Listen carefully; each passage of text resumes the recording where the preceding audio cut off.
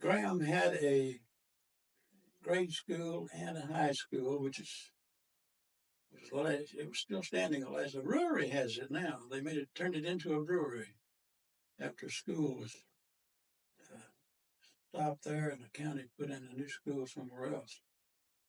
And they had the coal mining company had a store there in town, and if you worked for the mines, they sold what they call flicker money.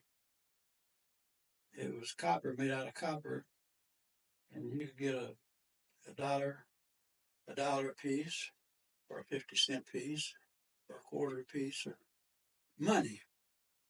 And a lot of people did this. If they needed $50, they would go get it in copper, take it to Greenville to people that traded money. I think it was 20% they got. If they traded 20%, if they traded $20 worth of copper, the trader got to keep 20%. So Right. 20% of $20 is about $4. $4, yeah. And if you happen to find a 10-cent flicker of money, well, it was worth 10 cents. You could get your Pepsi Cola for 10 cents. A lot of people did it. So wait a minute. You're saying that you could go get a bottle of Coke for 10 cents. Yeah, back in those days, you could. You didn't buy a case of pop unless you had money, real money. I mean, a lot of people rode bicycles to town. And, some of them had cars. My dad worked for the coal mines. My aunt and my grandmother didn't work, and so that was four of us to eat. And we heated the house with coal uh, and wood. When the train came up the track to the temple to load, uh, they would drop a lot of coal. It would fall out of the cars or off the conveyor belts, and so a lot of men would bring home a 5-gallon bucket of coal.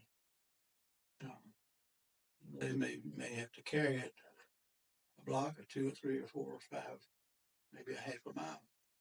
A 5-gallon bucket, maybe two of them. And that was one way we. And another way was when they come up there with the train, when they bumped, if the train car was full, it would knock a lot of coal off the top. Everybody that lived along the track had buckets and wheelbarrows, and they would hit them tracks gathering the coal.